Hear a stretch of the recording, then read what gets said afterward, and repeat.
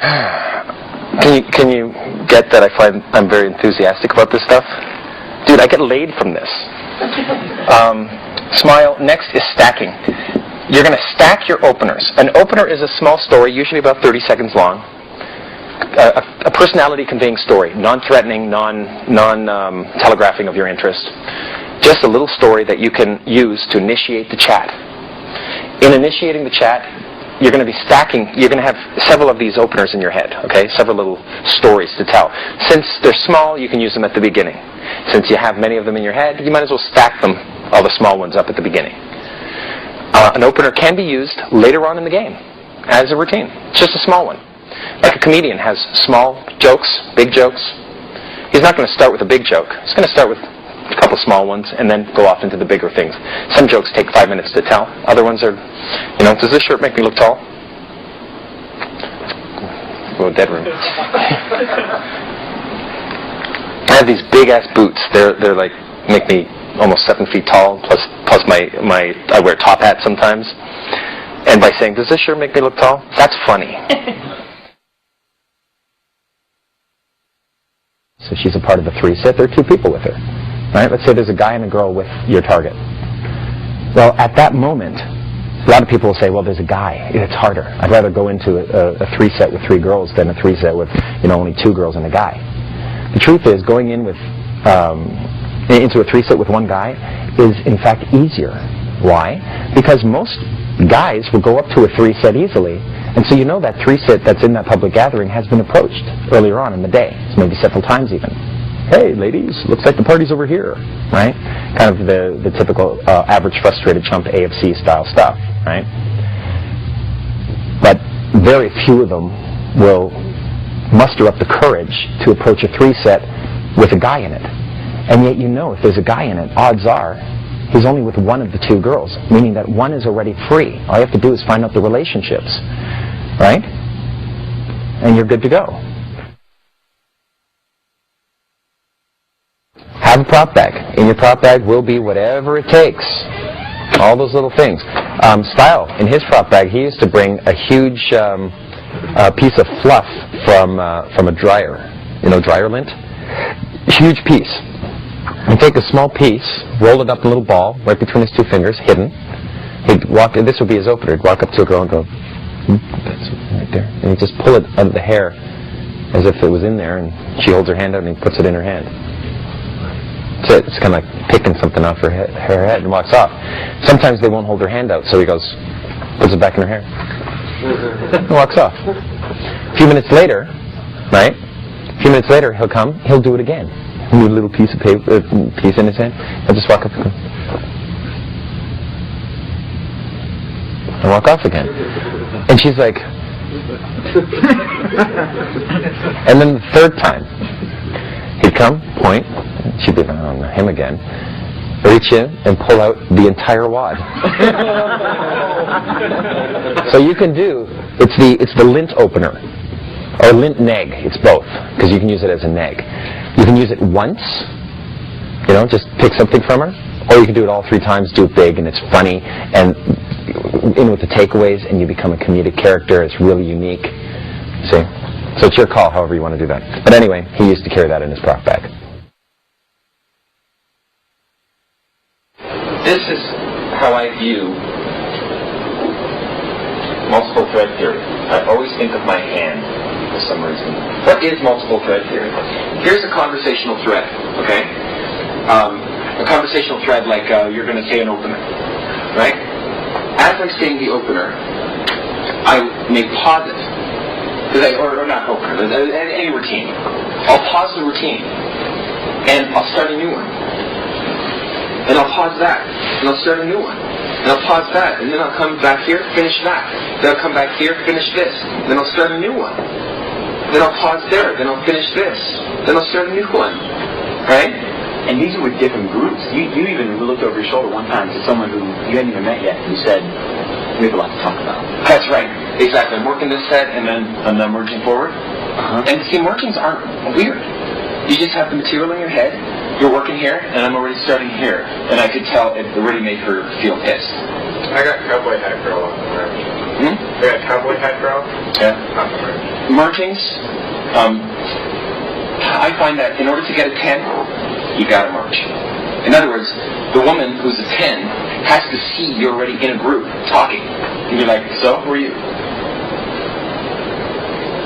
Now, I used to think it was only because you're social proof, but the truth is, it was also the opportunity to build a jealousy plotline 15 minutes into the set when you're in comfort. Because all of a sudden it's like, they're wondering, who is this other girl? You know? Let me finish up with this before I get to jealousy plotlines. You've got multiple threads going already.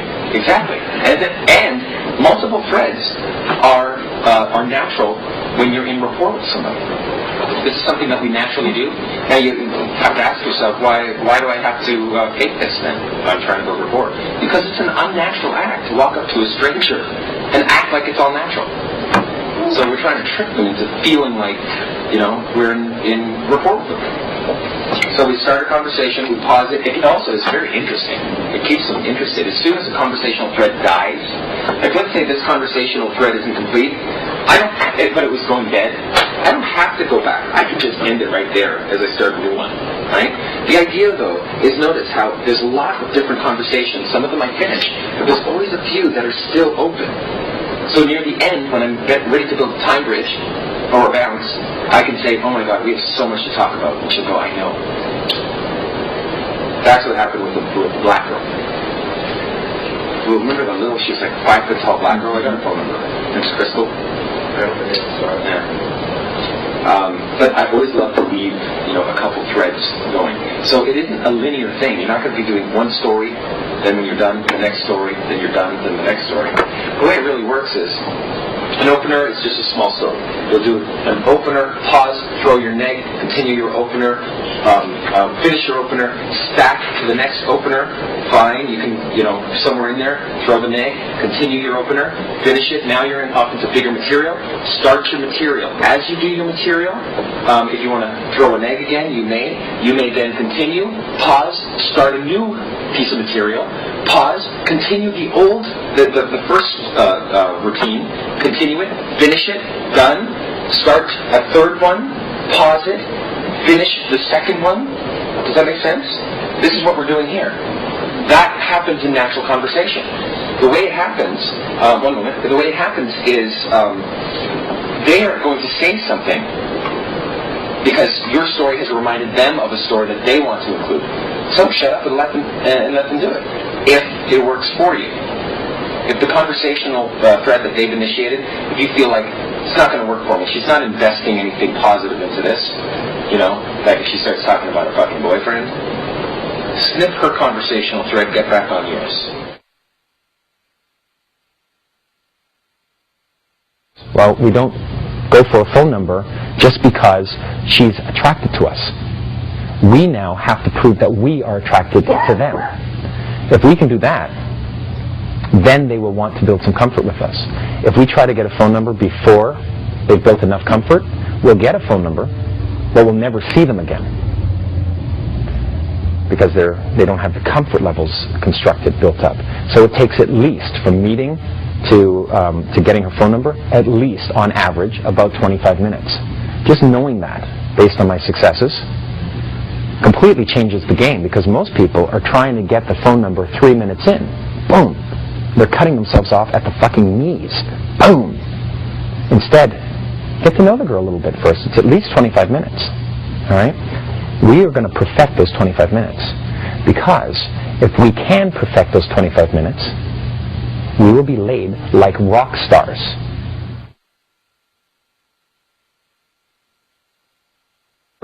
First layer is going by yourself, going up to the girl by herself. Next layer is group. Third layer is multiple groups merging. Fourth layer is allowing the previous night's successes to assist you in the next night, which is called the use of a pivot. Okay? And I met 2 girls yesterday. I can call them up and invite them out today. Now, 2 girls on my arm. I'll come out with girls who are going to stay with me all night long, and I get to, say I'll be back in a sec, and work other sets. It's going to help me dramatically. Sets always open if you have women with you. Always. Guys, girls, they're always open. Because you're not threatening. I've already got girls with me. They're already on my arms. So that's the use of pivots, that's layer 4. And then there's the coveted 5th layer, which all of us should be playing. The social circle role, okay? That's the 5th layer, where you allow the previous month of success to assist you in the next month. That's where style plays. I've been traveling lately, so I can't really work there, but that's the way I was doing it when I wasn't traveling, when I was in Hollywood. We would just, selling out. We'd go out with a group of people. We were like you see people do. They go out in groups. That's normal. Going out alone and sarging by yourself isn't normal. It's a lonely thing. But if that's all you've got going for you, you've got to start at level 1 if necessary, then lead to level 2, then lead to level 3, You got to start somewhere. Get out there. Do whatever it takes. I go alone. If I have to, I don't have social value today. I have nothing. I'm starting from scratch. Just broke up with my girl. God damn it. And one of the weird things is when you have a girlfriend, your social circle sort of diminishes because you never have time for them. So you got to build up another social circle, right? How about a 3 set? 2/3 of all approach scenarios with a attractive woman that you'd like to meet, 2/3 of them are going to be 3 sets. It's just the nature of social dynamics. You go out to any public gathering and people roll in numbers. The girl who came alone, she's not going to be alone for long. She came for a reason. She's out there to see her friends. Her friends are there to protect her. The more pretty she is, the more, objectively pretty, it's a mathematical formula what beauty is. The more beautiful she is, the more she has to protect herself. And that's why, she'll go to a loud club environment, right? A loud music, club environment rather than a quiet one. Because, while we will say, well, it's so loud in here.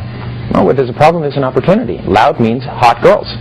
There is a correlation, a direct correlation between the music levels in a club and how hot the women are. I've discovered this by, countless times going to public gatherings. There is a correlation.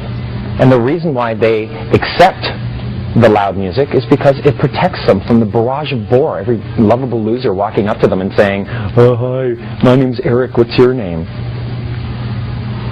She doesn't want to know your name. She doesn't want to remember it. She doesn't want to give her personal information to you. You cannot go in like that. That's a whole other ballgame. Some people have asked me, is there like a CD maybe I could listen to? I'm going to be going to a party and I want to be in a good mood when I get there. Maybe there's a CD I can listen to. Dude, the whole purpose of a party is to be in a good mood. You don't try to get yourself in a good mood on your way there. You are in a good mood. No, man, you get there and you let your first 3 nervous sets get under your belt. You barrel through these first sets. So the 4th set comes along and it's easier. And you're in a good mood because you've had 3 sets before that. And those are what we call warm-up sets.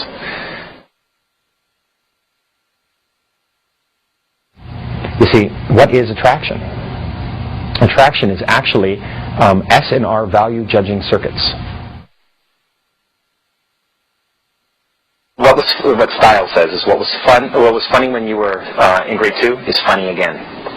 Thumb wrestling, body back writing. All these little one-liner pieces, Or how's this? Check this out. I'm going to make this ring vanish. Now remember, I've got 2 of them, so it's a distinction, okay?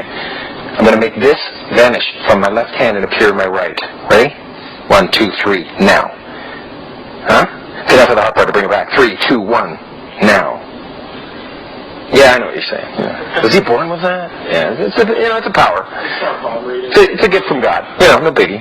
Or the devil, your choice. Black nose. You want to learn how to do that? It's amazing. All you have to do is sign a contract from this guy named Beelzebub. Ever hear of him? He's a cool guy. You can get this contract in PDF form. Just print it out, sign it in blood, and you're good to go. Right now you'll go, it's dry. But in the field, it's the weirdest thing how some of these things just really kick it off, make things work, and when they laugh, you make big movements like this, you become the moment for all the other sets to see you. Then you can merge sets. Hey, think of a number from 1 to 4. And next thing you know, you're doing the next routine on the next people. Take your hat off, put it, you usually wear like some sort of big hat. Take the hat off and lock them in, back in the set, merge forward into this set. work them. Now I've got a jealousy plotline that happens between the two, because that's, by the way, is the other thing that is necessary here.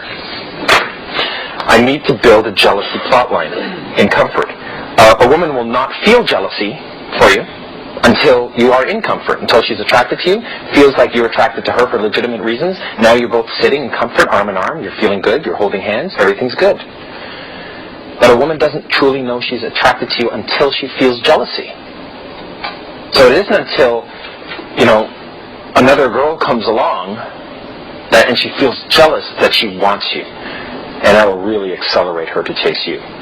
But how are you going to get another girl chasing you? In other words, I noticed that the hottest girls in my life always came from mixed sets, from merging sets rather. I would have to merge a set. Okay, almost done. I would go into a set, and then I would take that and merge them forward into the next set, or at least ping pong between the two, passively forward merge. And when I would go to the new set, I thought it was just the social proof that I had that allowed me to build the attraction. But it wasn't. It was the fact that I would take this set and introduce them to the previous set, and that previous set would give me Kino hand-holding stuff that would create jealousy for this girl. And these girls, who I had opened, and then I opened a new set and introduced these girls to the first set, they felt jealousy. So now I'm ping-ponging between two jealousy plot lines. That's when a woman knows she's attracted to you. So jealousy plotline is built into the game plan. Always. If you can't do it on day one, you're going to have to throw it in at some point. Right? Actually, it's jealousy plotline.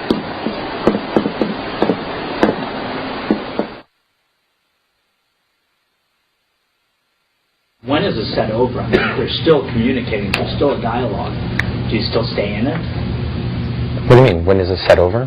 Like when you. Oh, I see. Well, for that moment. They're making back, or there's some sort of. It's not over until. You mean over as in like you anticipate it being over? Like yeah. Okay, that's not over. Over is when you say goodbye, you're gone, you're both 50 feet away. That's over. Yeah. So you're not asking for when is it over. You're asking for when do you think that it's worth cutting off early. Right? I'll do it when a girl says, could you please go away? Thank you. I'll say, it was a pleasure meeting you. That's it. I don't get it too often. But I mean, that can come It can come right away. If a girl says, fuck off, on your open, you'll say, you are a little shit. Oh my God, I've eaten girls like you for breakfast. We'll be ready for that. And if she goes, that's nice, I don't want to talk to you. Pleasure meeting you. That's it. That's all you got. It's your eject. Pleasure meeting you. Write it down. It's an eject. What happens when you don't know where to go? You go 20% further. That's what Style did. That's how he got good. When you run out of material, you don't know where to go. You're like, fuck, I'm stuck. Am I in A2? Am I in A3? Where am I? What am I doing? At that moment, that's when you'll say, all right, I'm going to learn now. I'm going to stick in here 20% extra if it means them thinking I'm a big asshole, or weird, creeping them out. Hey, we're in a public gathering. They're going to get up and leave if worse comes to worse.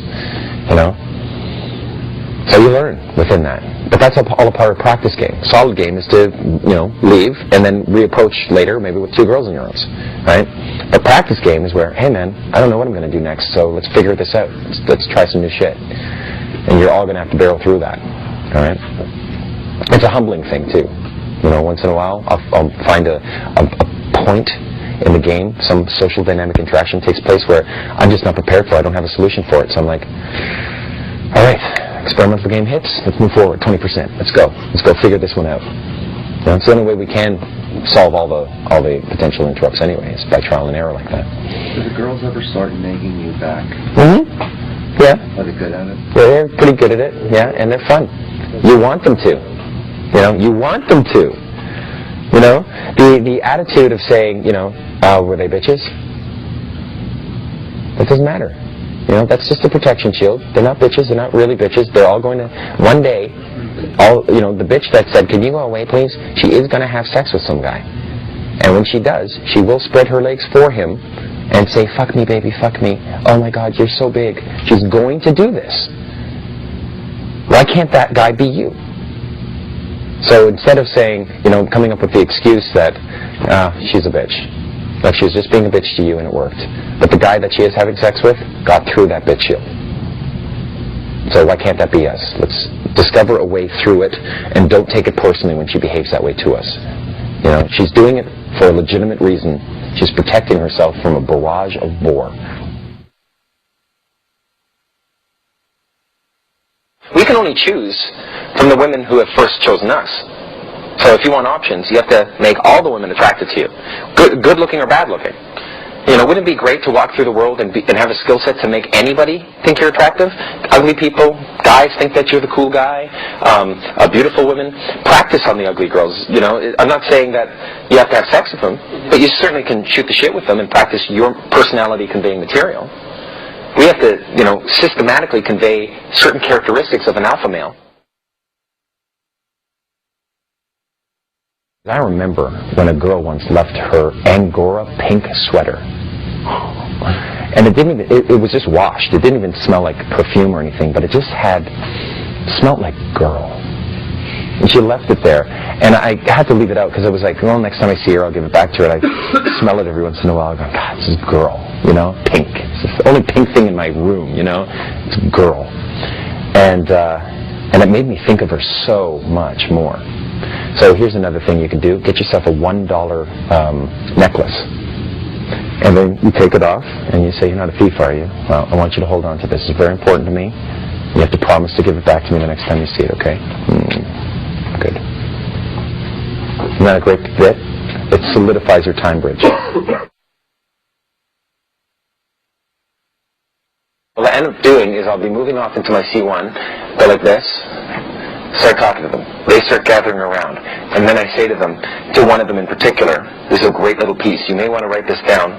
You pick one out and you say, I bet you think you could pick up pretty much any man in here. But the truth is, you can only pick up the men who approach you. You know, the lovable losers that don't, you know, have anybody to talk to, so they come to you, begging for, you know, hey, can I buy you a beer? And you're like, thank you very much. Fuck off now. Right? All those losers. Really, you want to meet a man that doesn't have to approach you. The man that's surrounded by women, right? Like, for instance, there are women in this room right now that want to meet me. They do. And they can't, because they have to get through all four of you. So I want you to appreciate your time with me. Isn't that a sweet little bit? What you're doing is you're taking their presence and using it as social proof for yourself. What's amazing about it is you can see the physiological change in a girl when she's just, you know, talking to you, listening, and then you mention that you're one of those guys that is surrounded by women, and they just look at each other and go, oh my God. You know, they see it. And I swear to you, it's like this. Wink! You just grew tits. And they want you. It's a great little piece to throw in. When you have four women around you and you point to another woman, they want you. They really do want you because they want to know, who is this guy surrounded by four women making them laugh? So you just lean back and point, you know, and they turn and look, and the girls will look away, and you say, see? No, look over there. You just point, and the girls will look, and then when four girls turn to look, you know, the girl will look away again, like, see?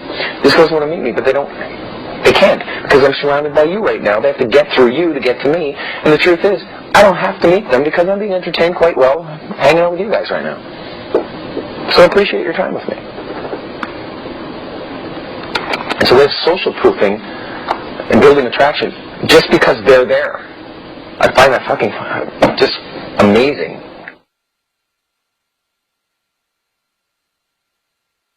For example, let's pretend you were my target and you were my obstacle. Okay? Now, just because I label you obstacle, I don't mean it to be derogatory. Can I hold this for a sec? Good. By locking my target in with a prop, I'm going to show you something cool with that in a sec.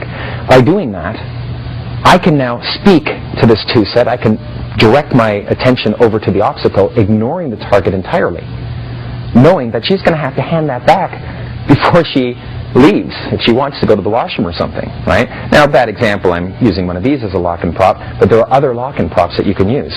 For instance, that's a great lock-in prop for me, because I can carry this and I can just open a set by saying, here, hold this for a sec, and I can start talking to the others. Then I can throw an egg. Wait your turn. No, you don't get to look through this. Oh my God, where are you, little snoop? Wait your turn. You'll get your turn when you're good and ready, when you deserve it. For now, you need some crayons and a helmet. There's a corner. And you say it playfully, and then I can demonstrate a higher value to the obstacle. Email. Don't do email. Honestly, don't do email. A woman's brain is not emotionally hardwired for email. You know? Think 40,000 years ago. Time bridge. I'm going to see you again. Like would happen if you were living 40,000 years ago. I'm going to see you when the sun is down over there. Be there. And if she's not there, well then something went wrong over here on this end. A pickup artist is a performing artist. Your job is to use some form of material, just like a comedian uses material, for his personality to ride in so he can deliver it to the audience. You're doing the exact same thing. You need to open the set. So does a comedian. That's why I called them openers. An opener is merely a story that is short, that you can begin with. You could do 2 or 3 of them, right? That's called stacking openers. And then you can lead off into the bigger routines. But you can't open with a big routine because you might lose them. Their attention is very short, and you have no value yet.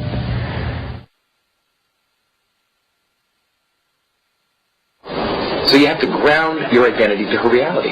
So instead of saying I'm a CEO, you say, well, when I was a kid, I came up with this idea, like when I was a teenager and I was living at my parents' house. And I came up with this idea and I decided to market it online and I started making some money. And then he goes from there. He just tells his story. And he could do 5, 6, 7 stories, a sequence of stories that led all the way up to where he is today.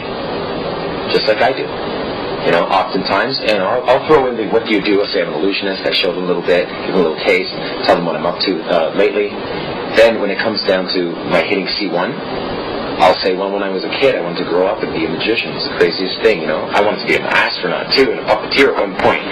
But I was so fascinated by magic, and I remember the first time I did my very first magic show was it was like maybe 20 kids, and it was for $50. I was 17 years old, and I was shitting a brick for 2 weeks because I'd never done a show before in front of anybody, never mind for money. And they weren't, you know, I did it for maybe a couple friends, you know, people on the street, my mom, you know, who hated me performing magic because it was horrible back then. And this show was supposed to be 30 minutes long for $50, and it was only 20 minutes long. And I mean, I was horrible. I was shit. But I took the money. And I feel like, you know, if I ever bump into that guy, I'm going to give him $50, you know, and say, man, thanks for the loan. I'll give him $75 for interest. Point, though, is that very day, I saw David Copperfield perform. And the money, $50, paid for literally exactly the fee of 2 tickets to see Copperfield. I paid my mom back. I went through all that pain so that I could see Copperfield. And after that show, I decided I never have to do a magic show again. You know, because it was horrible. I hated it. I went and saw David Copperfield. And I had 2 tickets, so I was going to invite my neighbor. The reason why she didn't come was because she wasn't there that weekend. I was too chicken to ask her soon enough. So my friends were all busy. My mom said, I'll go with you. I was like, no, I'll find somebody. And I went downtown alone. With $25, half of the pain that I just went through, experienced for 2 weeks, deciding never to do that again. Sitting in my fucking hand going, maybe I can give it away to someone on the street. But by that time, now I did an 11 in the morning show, and this show was at 8 p.m., so here I am 5 minutes before the show. That's a long time. I got scared again. I was too scared to talk to anybody on the street. You know, after the show, you would have thought I would have had the guts, but too much time had passed, and I was too scared. So I ended up going in, and, you know, what's worse than having a stranger sit next to you is having nobody sit next to you, and you paid for it. And I went and I saw that show, 17 years old, and Copperfield did a fucking amazing show, and he schooled me on the way it should be done. And it was that day that I decided something really huge. On the most stupid day ever, I decided I'm going to become the world's greatest illusionist. And I'm going to make him disappear. And I will stop at nothing. Since then, I've been through some other experiences. I started doing many, many magic shows. How many? About 300, maybe even 400 magic shows. Do you know how many magic shows, how many children's magic shows I've done? I went at first doing little children's birthday parties. I did bar mitzvahs. I then moved up to doing school shows. I just had to get my chops up. doing school shows were a real bitch because I was doing the 12 and 13-year-olds. You know, the ones who don't believe in magic anymore. The ones where you have to, you know, still treat them like kids. But you know that some of them have already had sex. You know what I mean? Hard, really hardcore. And that's what I got called in to do. And I got really good at it. The way I would start it is, you know, it would be library shows and stuff. I'd come in and say, you guys believe in magic? Ah, bullshit. And they'd erupt the fact that I had the guts to say bullshit in front of them at a school. And I'd go, oops. And of course I got chastised a couple times, but I would then say, look, they're 13 years old, they're saying shit in front of each other. Okay? That's how you win an audience. You know? And if you have a problem, you can always take the money back. Because I was no longer doing it for the money, was I? And I'm still not doing it for the money. Now, and do you see what I'm doing here? I'm sequencing a series of stories. I've got about 25 minutes of stories.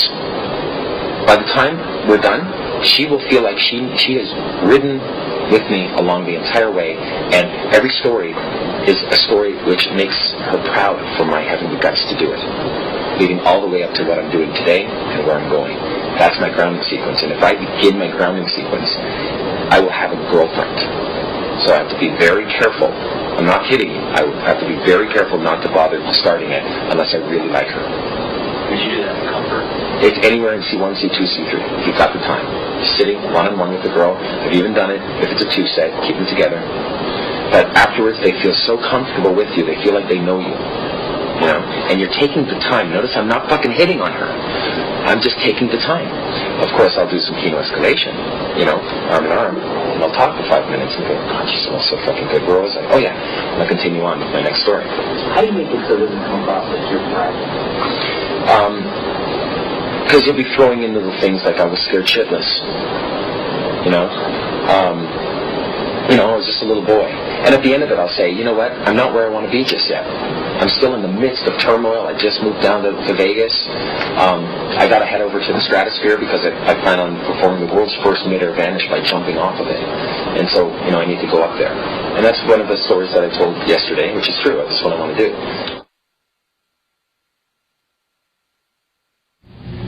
I have to ask them, so how does everyone know each other, before I can give indicators of interest, because I don't know who the boyfriend or the brother is, right? Also, even if it's a two set of females, I will still ask, so how do you all know each other? It's a waypoint. Every single one of you will say it. Let's hear you say it. 1, 2, 3. So, how do y'all know each other? One more time. 1, 2, 3. So, how do y'all know each other? One more time. So, how do y'all know each other? It is a waypoint. You have to ask that in every single set. You can't do it too soon, because if you do, it telegraphs interest. So how do y'all know each other? It's like I'm trying to get the girl, right? Neg the target first. Demonstrate some higher value, okay? Then, before you start A3 or into A3, before you hit on her, you can say, what do you got going for you, more than your looks? Really? All right, that's cool. How do y'all know each other? Now I can throw in, how do y'all know each other? It's just the beginning of A3. I can throw it in, and I'll do it to a two set of two girls. You think, well, I know that's not a boyfriend or a brother, so who cares? Here's why. Because you don't know what the relationship is with that other girl. If it's the sister, she may try to protect her sister, the target, and you're going to have to win over the sister. If it's roommates, you want to find out if there's bisexual tendencies. You're going to want to check that out. If one of the girls is the target's boyfriend's sister, you can't maneuver certain things in front of that girl. I need to know the relationships. If there are guys involved, I need to know who's the brother, because I need to make him my best friend. And he will hand his sister to me on a silver platter. I need to know this information. It's a waypoint in A3. All right, so C1 is rapport. The main point is kino escalation. I want to get a good kino escalation going.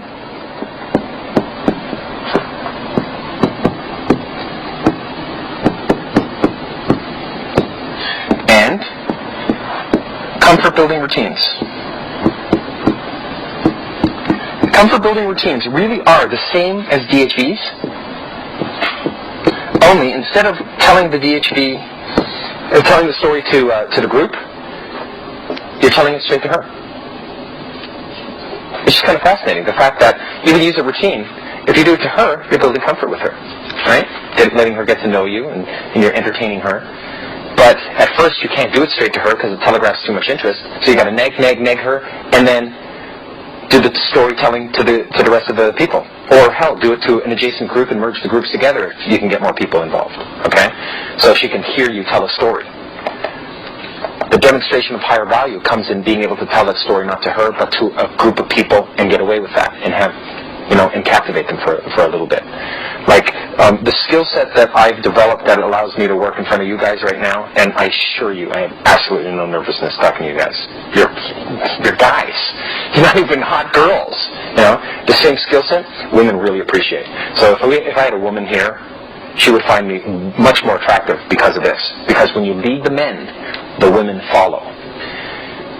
That's why I have on more than one occasion brought girls to my seminar. I meet a girl on day 1, and on day 2, she'd be sitting here watching me teach it. No word of a lie.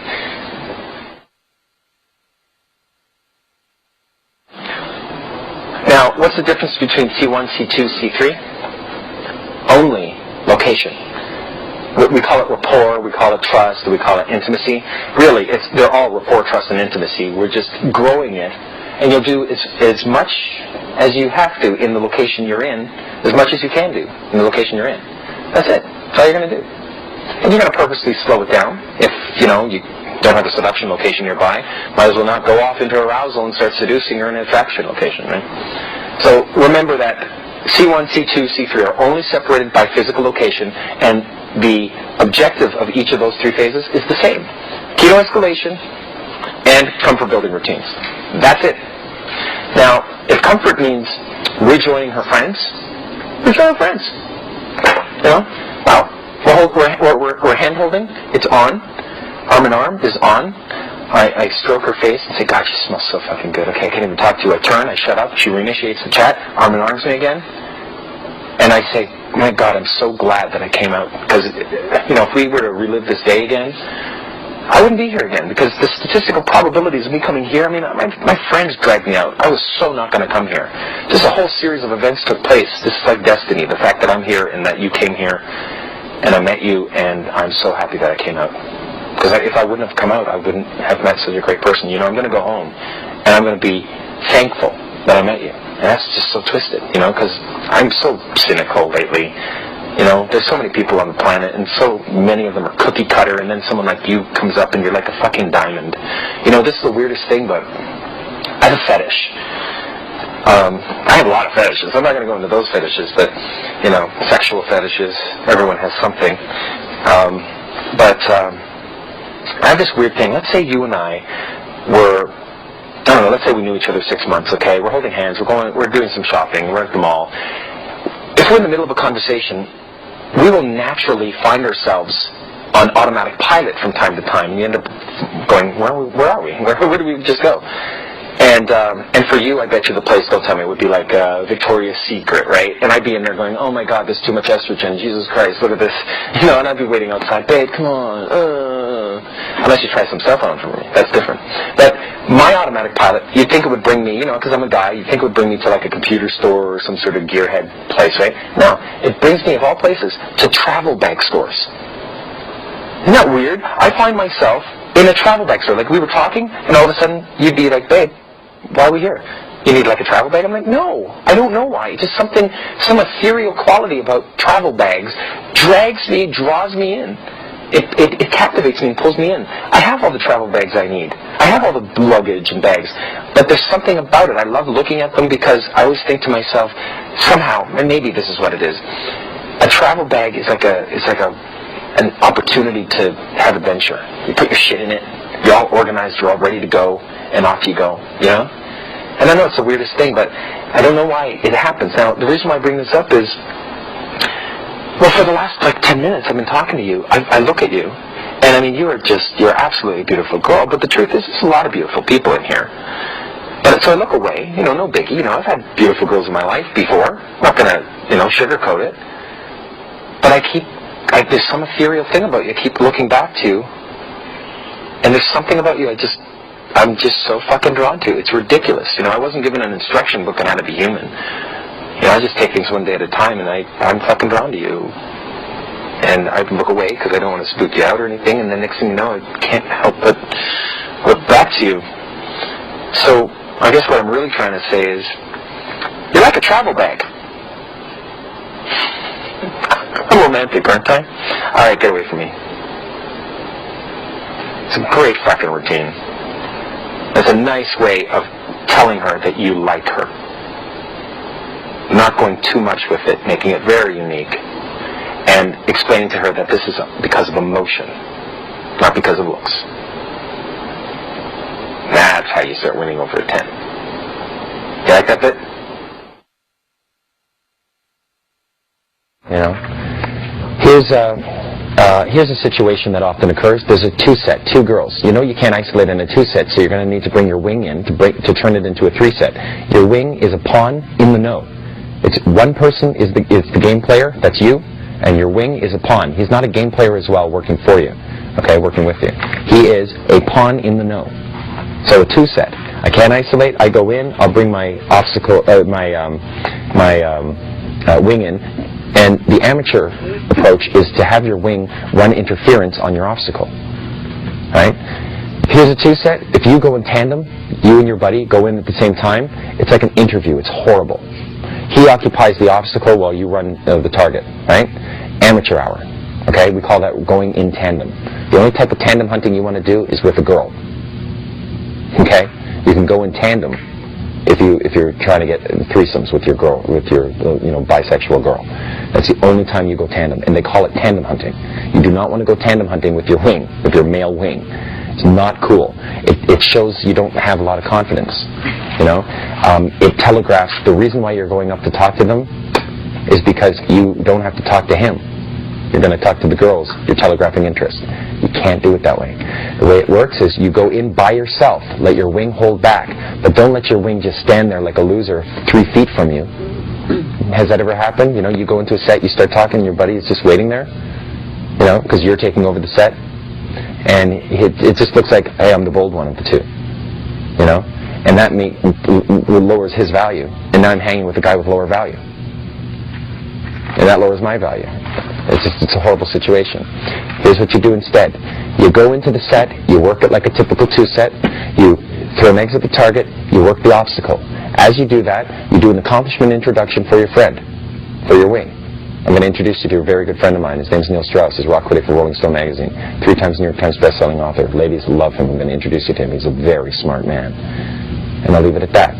About a minute and a half later to 3 minutes later, Style, my wing, will come in. And he'll say, were you just talking about the... And I'll say, yeah, spells. And he goes, oh, no way. What did they say? And it doesn't matter. He just comes in. Were you talking about the... And I fill him in, and he takes over for a bit. I then shut up, because I've already accomplishment introed him. He then works both girls just for 30 seconds. You know, keeps it together. He takes over. Oh, my God, were you outside not 5 minutes ago? Okay, get this. And he tells the story, but from his perspective, it's a 3-set. He's going to talk to me. If this is my wing sitting here, and these are 2 girls, I can shoot the shit with my wing. And these girls are going to listen to what I have to say. I'm respecting my wing. I'm not hitting on them if I'm talking to them. Talking to my wing, rather. But I'm still telegraphing interest. I'm conveying and demonstrating a higher value to them. Obliquely, while I'm talking to my wing. You know, your wing is your buddy. He's important. You turn to him. Talk to him. Lock her in with a prop, but then talk to your wing. All right? So, that having been said, your wing then talks to the target. Your wing will talk to the target quietly as you isolate the obstacle for a bit, and you start basically saying how great your buddy is. Okay? He's now going to start saying how great you are to your target. Look, he's your wing. He knows the hottest girl is your target, even though you were talking with the obstacle. Okay? He knows. He knows the game plan. Okay? And if he fucks you over and takes your girl, well, he won't be your wing for long. So, you know, you build a relationship with your wing. You know, you do the same for him. So now here's what happens. He then says, by the way, do you know Mystery? How do you know Mystery? Oh my God, you don't know? He's the guy who levitated over Niagara Falls. This guy is one of the greatest illusionists I've ever seen. He's amazing. Ladies love him. This man has dated some beautiful women in his time. Holy shit. That was it. That's an accomplishment intro. He says it to her, right? And then all we have to do is switch out. Well, I switch over to the target. From the target's perspective, I came in, lowered her value, raised my value in the form of ignoring, shooting the shit with the obstacle, getting the obstacle liking me, introducing a really cool person into the set who then accomplishment intros me and says how great I am, and then we switch out. You see how normal this is? I do this for 2 sets with the wing all the time. Now when we switch out, when he runs interference on the obstacle just to occupy her, it's going to stick.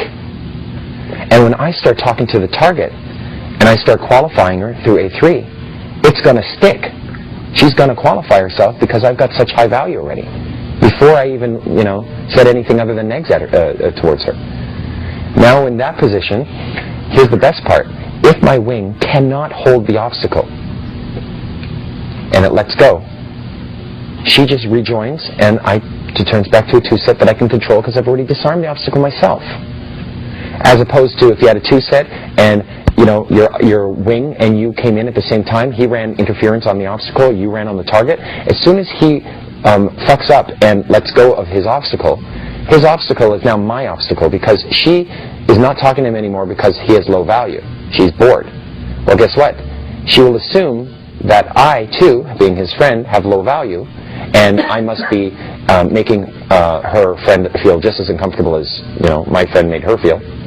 That she's going to come in and steal the target and say, come on, let's go dance, and pull her away from me. So you can't go in tandem. You see? Again, 2-set. Going alone, work the obstacle, neg the target, accomplishment intro, wing comes in, works the target for you, accomplishment intros, then you switch out, he holds the obstacle in homeostasis, keeps her occupied, while I work the target, who I now validate in A3, then turn to the other 2 and say, we like each other, you guys cool with that? Good. And now it's on. Now I can go Kino in front of the friend because I've said that. Kind of a complex piece. And standard fare, right? I mean, I don't have any other better solution to handling the 2-set and pulling your wing in. That's how we do it.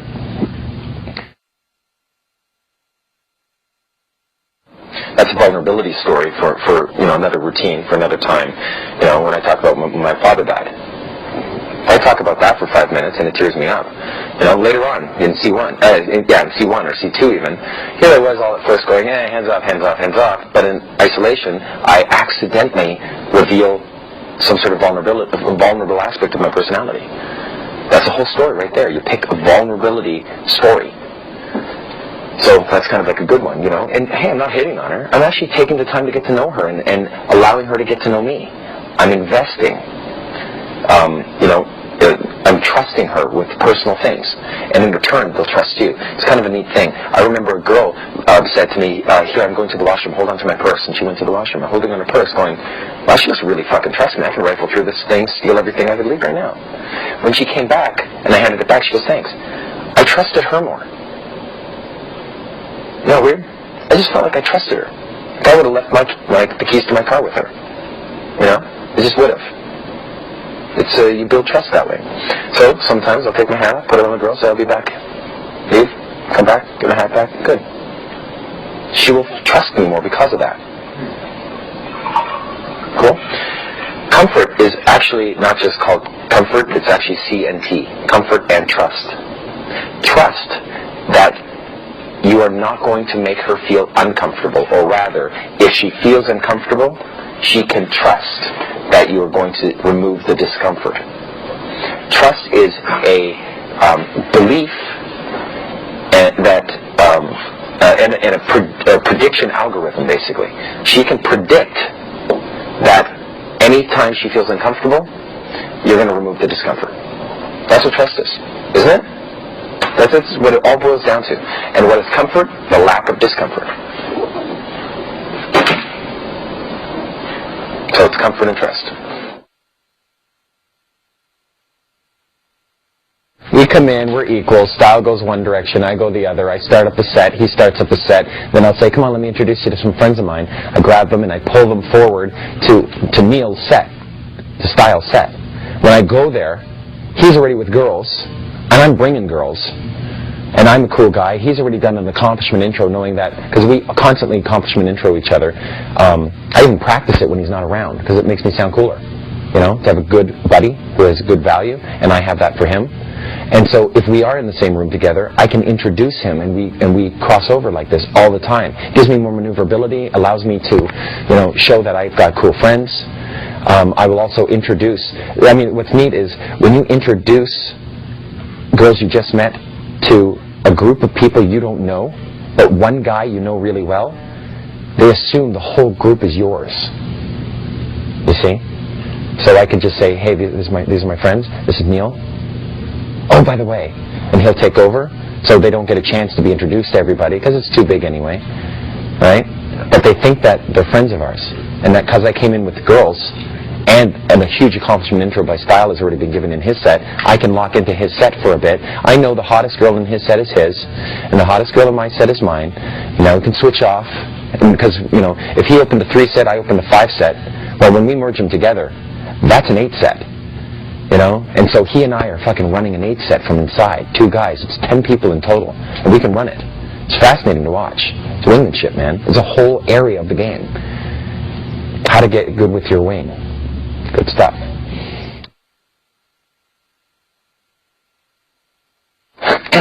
So we have these 3 physical locations. Any comfort building location, any attract location, any comfort location, and any seduction location. Right? We have to, there are fundamentally 3 ways of jumping from one physical location to the next. There are 3 jumps. When you understand these 3 jumps, you will know the 12 phases of the mystery method, the beginning, middle, and ending of attract, the beginning, middle, and ending of comfort, the beginning, middle, and ending of seduction, and then the 3 jumps, the different types of jumps, to get from physical location to physical location, because certain phases are best done in certain locations. Fair enough? The 3 jumps are, the first one is called a move. A move is quite simple. When you take her by the hand, say, come with me, and you move her 10 feet in the club. That's it. That's a move. If you take the whole group and you move her, move the target with the whole group and you sit down, that's a move. If the attract location, if you attract her, if they're already sitting down, you don't have to move them, save the step. Then you're off into the comfort location. Because some comfort locations are attraction locations. She may already be at a cafe, sitting down, with a couple friends. So you'll just come and sit and join them, and you don't have to move. Why would you have to move her? You can build comfort right there and then. It's only an optional thing. Moves, and the other 2, all 3 jumps, are optional. The whole purpose of getting a phone number is so you can see her again. Now, the phone number is merely the receipt for the option. See the difference? It's a metaphor, time bridge. So first you're going to meet her in the attract location, build some attraction, then you're going to move her to the nearby comfort location. Any comfort location. Whether it's the couches in the club, okay, in this case it is, then you can time bridge to see her another time. And the other location would be, I'll drop by, pick you up. So you pick her up at her place, and then the next thing is a bounce.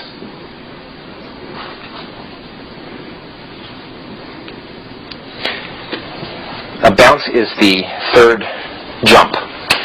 A bounce is merely an instant date. An example is, my friends and I were about to grab a bite over at Mel's Diner. You're more than welcome to tag along. In other words, there's no time involved, because it's happening right away. I'm here with her right now, and now I'm going to change venues. I'm going to move out of the venue, and I'm going to go to another venue. Come with us. We're going to another club. We're on the list. Party's coming with us. That's a bounce. And why is it called a bounce? Because that's what we call it in the field. It's like, dude, we're bouncing. Coming with? A bounce is merely an opportunity that you are structuring so that the girl can pursue you. That's the purpose of a bounce. A bounce happens instantly. And this loop here is called a multiple venue loop.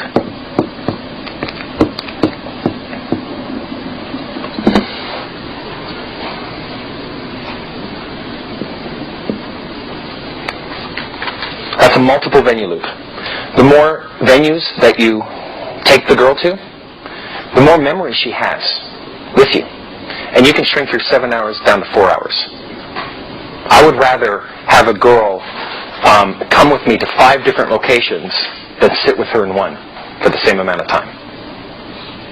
It's more entertaining, more interesting, and also every time she compromises her safety by coming to a new place with me, and it turns out she's not killed or raped, and she arrives there safely and she's there with me and everything's fine, we're building trust.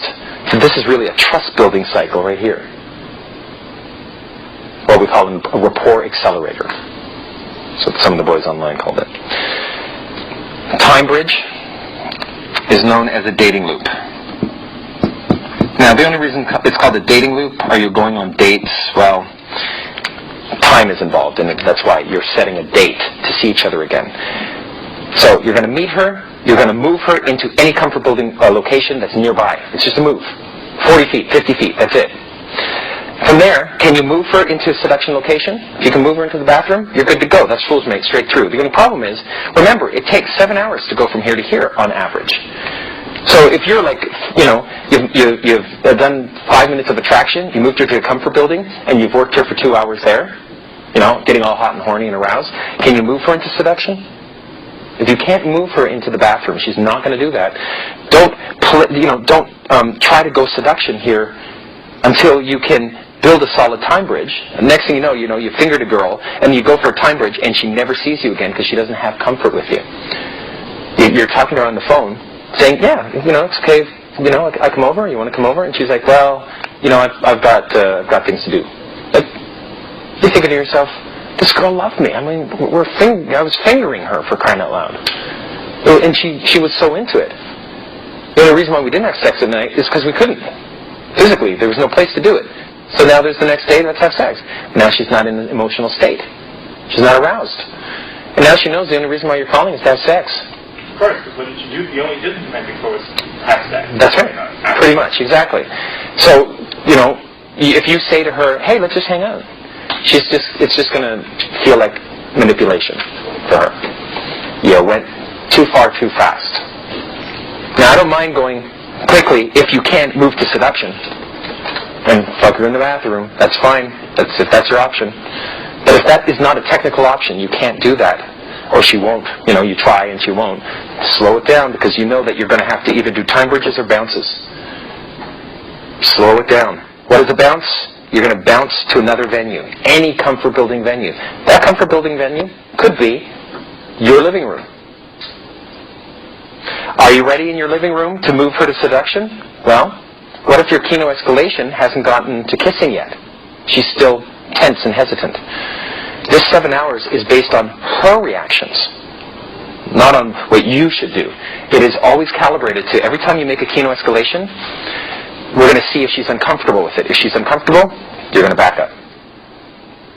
The main point is there are 3 main areas to this game. This first main area is called pickup. And it goes from doing your attract stuff, moving her into a comfort building location nearby. That's the pickup. Now you have your option. Then, mid-game, which, most of your game is played in comfort, occurs when I'm in a comfort location. I'm either going to time bridge her, get her phone number, see her again, and I'll do as many dating loops as is necessary to accumulate the 7 hours, or as many bounces to accumulate the time that I'm with her in comfort. Finally, I bounce back to my place, and I'm off into the last piece, which is called endgame. Endgame, midgame, these are all chess metaphor. You could be a great pickup artist, or you could be lousy at midgame, and if you're lousy at midgame, you will not get laid.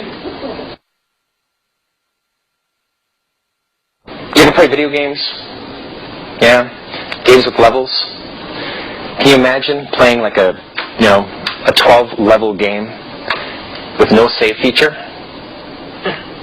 That's the pickup. That's the Venusian arts right there. Courtship, you're going to meet her, okay? You're going to A1 her, which is open. You're going to attract her in A2. I'll zoom into this. We'll zoom into each one. Into A3, she's going to attract you.